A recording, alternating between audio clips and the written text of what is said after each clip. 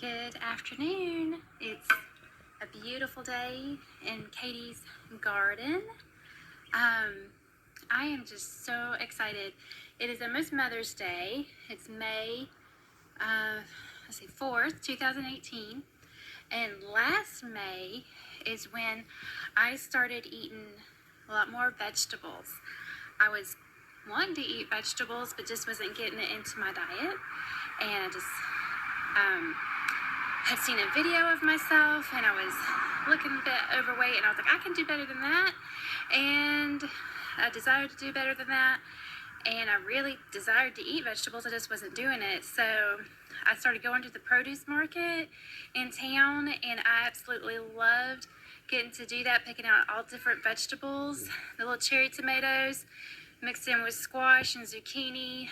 And so Caleb and I we had the WIC checks, and so I was able to get the vegetables produce for free.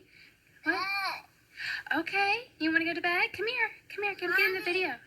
I haven't found the honey yet. My little boy wants a honey sandwich. He likes honey and bread. I can't get him to eat PB&J. He just wants the honey and bread, which is good for him, but I can't find the honey. So Caleb and I would go to the produce markets, and it's farmers market in town, and we would really enjoy shopping, and that really got me on a roll to just go to other produce stands in town, buy fresh vegetables from farmers around the area. And I'm excited to say that it has helped me lose weight.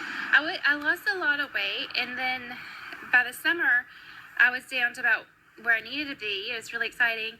And then I got pregnant. It was an unexpected pregnancy, and really excited about that. Gained some weight. I had a miscarriage. It's very sad. It was very hard on me because Jonathan and I were not planning that pregnancy, and it would have been my fourth child, and I would have been so excited about having 4 children. But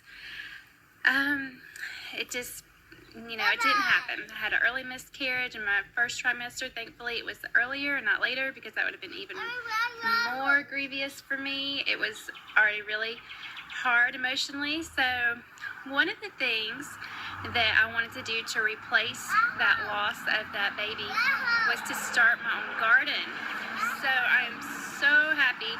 My baby was going to be due July 16th, 2018. And so I had always wanted to do a garden, and I knew that if I started the garden in the spring, that the vegetables would be ready to eat by July, around the time the baby would be born. So there would be life brought forth through the garden, through the vegetables that I love to eat. So I'm so excited. Come here, bud. Come get in the video. There's my Caleb. So thankful for Caleb. He's 3, turned 3 in March. Yeah. And do you like the almonds? Want some almonds? Yeah. It's just my almonds. Yes. I eat about a bag of almonds every day. That's a source of protein for me, and I just absolutely love it. Yeah. So I'm really excited to share that not only a year ago did I start eating fruits and vegetables, now I'm actually growing my own garden, and I'll show it to you in just a little while. The hose. What blessing? The hose. Water hose. He likes to. You want to water the garden for Mommy? Yeah. Okay. So that's a treasure to get to share this with my boys. I was saying I wanted to do a garden when Josiah was just a baby. So that was 9 years ago, and I had not done. I did an herb garden then.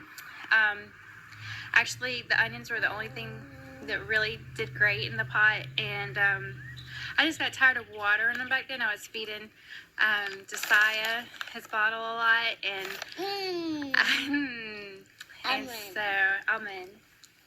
but now, this garden is replacing the loss of not being able to feed a baby, and so I'm just so happy that it's really doing good. The zucchini's already growing, and the squash, and the bees were out here this morning getting pollen from the flowers, from the squash flowers. Let's shoot. What lesson? This shoot. Yeah, we like almonds.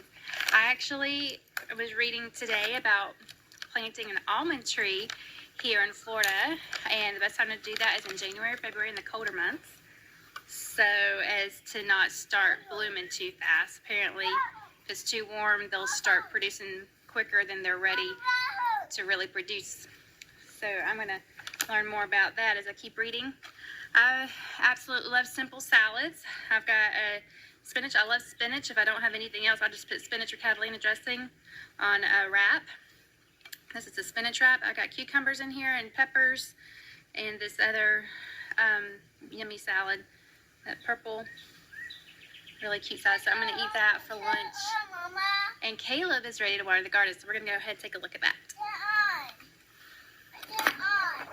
I did want to say that that having eaten a lot of vegetables, at first I could really tell a difference. Hey bud. Yeah, I could really tell a difference in my energy level. I wasn't as sluggish when at the very beginning. I could tell a big difference. And also the clarity of thinking when I was with my boys, being able to talk with them about things, and disciplining, training. At the beginning, it was really a big difference. I could tell my energy level was better. I felt better. And so this is the broccoli. This is the banana peppers. This is some cauliflower. This is the cucumber. Cucumber has the vines, and you can see the yellow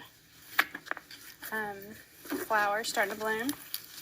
Some pretty flowers.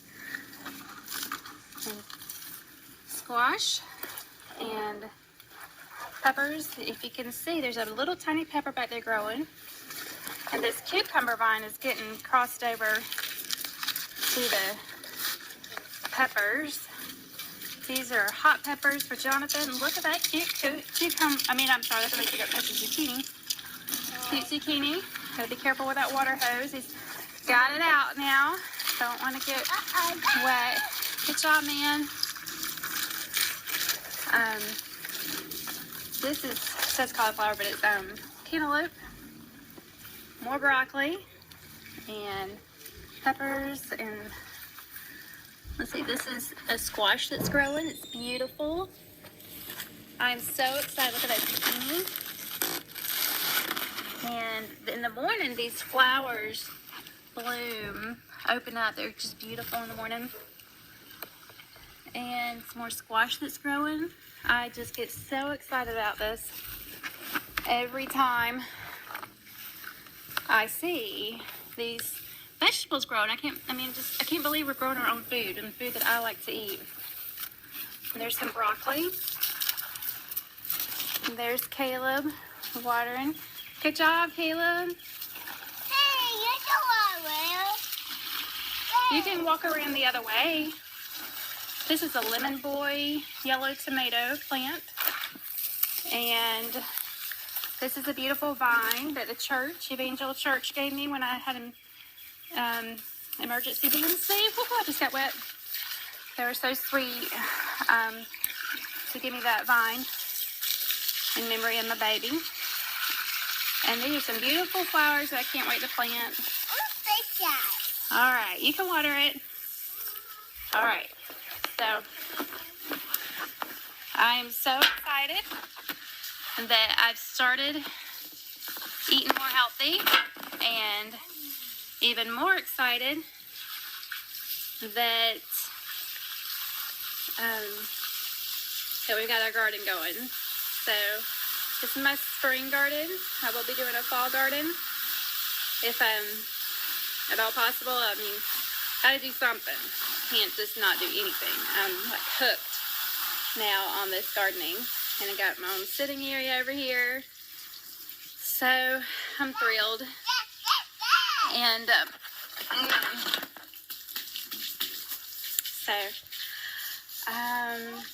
I just wanted to mention in this video that when there is a loss of a loved one, it is,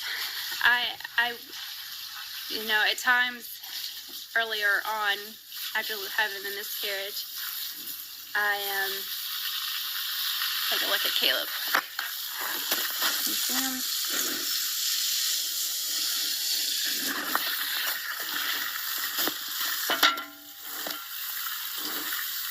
So earlier on in the miscarriage, there were times when I was having a hard day with the kids or as a parent, but I was thinking, you know, how nice it would be if I had that baby that I was going to be holding, because just holding a baby to me is so comforting and such a joy.